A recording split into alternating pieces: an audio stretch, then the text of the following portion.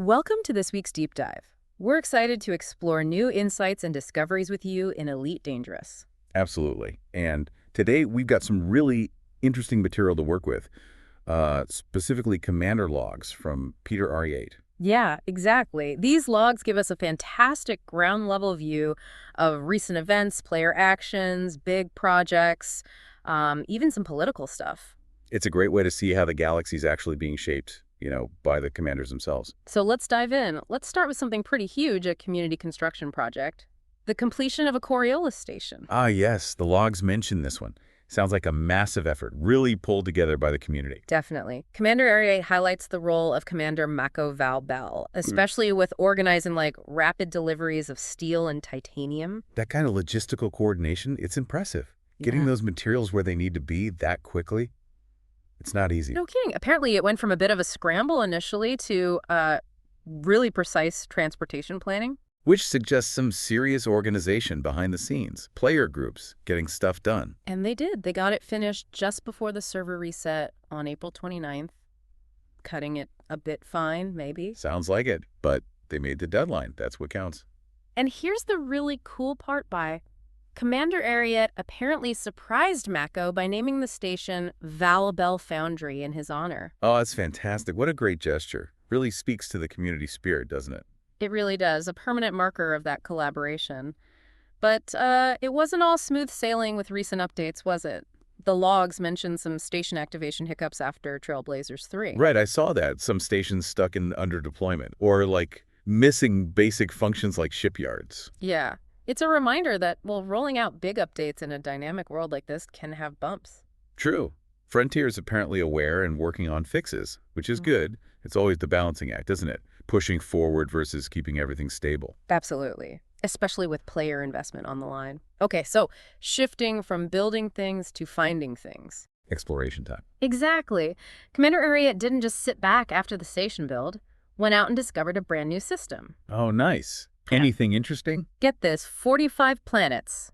45. Wow, okay. That's a big system. Huge potential there. And apparently packed with possibilities. Over 50 locations noted for potential ground stations and another 50 plus for orbital ones. So ripe for future development, definitely. What about resources? That's always the key question. Well, the logs mention a platinum hotspot in some gas giant rings, plus tritium, alexandrite, and RES sites too. Okay, that is a jackpot. Platinum, tritium for carriers, alexandrite. Very valuable finds. And RES sites for some action. Yeah, seems like a system with a bit of everything, and it's close to the previous one they were operating in just 29 light years.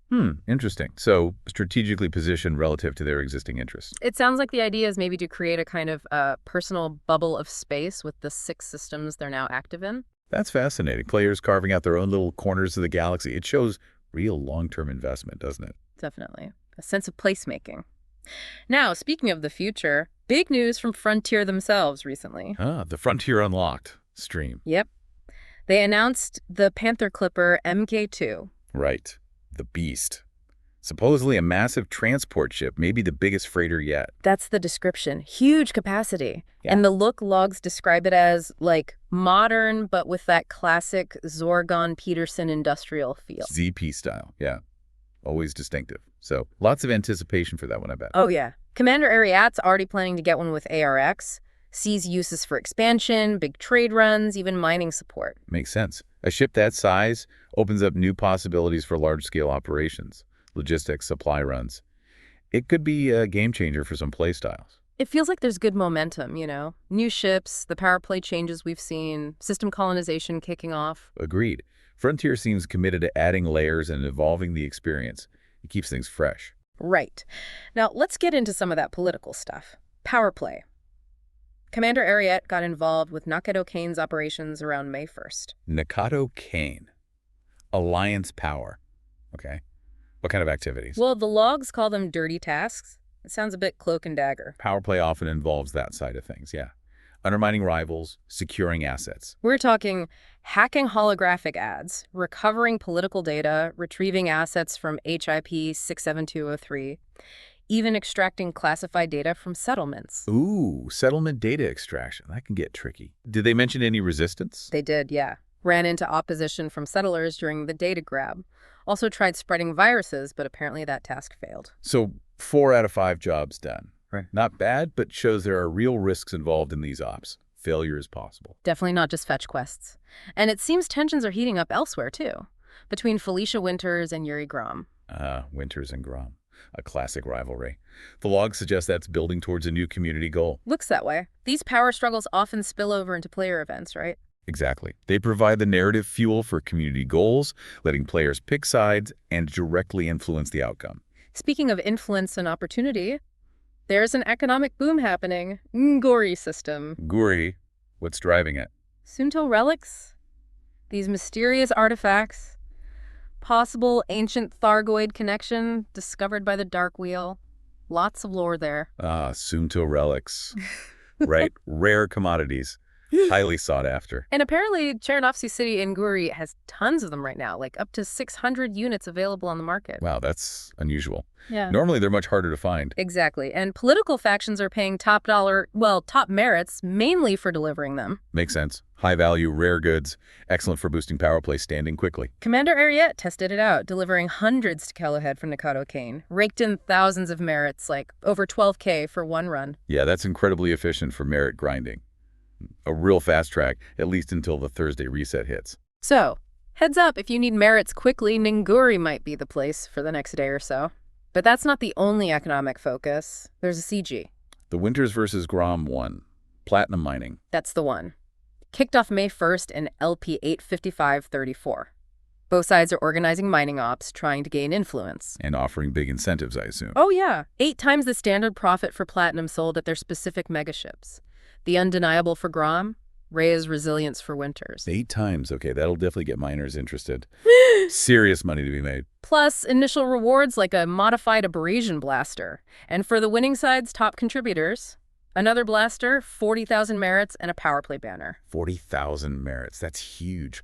Plus bragging rights, of course. So a clear conflict driving player activity. But Commander Ariete found an alternative approach, too. Instead of mining right there in LP 85534. Found a better spot nearby. Seems so. The Delcar system, about 37 light years away. Apparently, platinum mining there can potentially net up to 100 million credits an hour. 100 million an hour. Yeah. That's very high end. Top tier mining money. But there's a catch. You've still got to haul that platinum back to the CG megaships in LT 85534 to get the boosted price. And hauling valuable cargo through potentially contested space. Pirates. Exactly. The logs mention running into multiple pirate interdictions trying to make the delivery. High risk, high reward. Makes sense. That 440K plus per ton price at the megaships justifies the risk for some, I suppose. Especially if the main CG system gets mined out. Resourceful commanders finding ways around the crowd.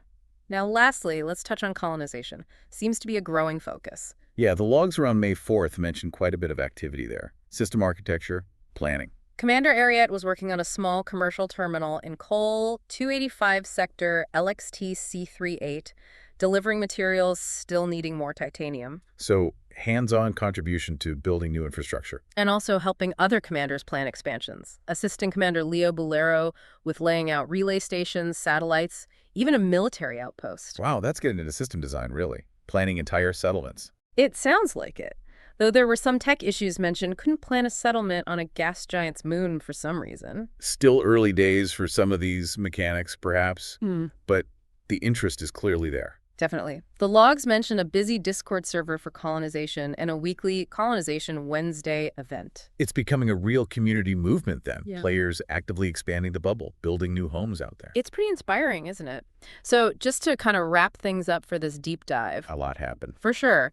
We saw the Val Bell Foundry come online thanks to community effort, a massive new system discovered, the Panther Clipper Mk2 reveal. The power play maneuvering, that Suntil relics boom, the big platinum CG, and this growing push for colonization. It really shows how dynamic the Elite Dangerous Galaxy is, constantly being shaped by both Frontiers updates and, maybe more importantly, by what you commanders actually do. Absolutely. That interplay is what makes it feel alive. Player actions having real, visible consequences, from building stations to shifting political tides. Thanks for joining us for this week's deep dive into the ever-evolving world of Elite Dangerous.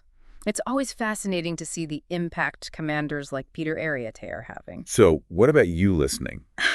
Which of these recent happenings grabs your interest the most? The big builds, the exploration, the politics, the gold rushes? Yeah, are you out there mining platinum, hauling relics, planning a new settlement, or maybe just exploring the black?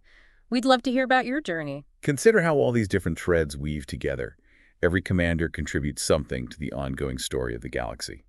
Thanks for diving deep with us. Until next week for another deep dive, same time, same place. Let us know in the comments about your journey in Elite Dangerous and share your impressions of the game. Don't forget to like and subscribe for more content. Fly safe, Commanders.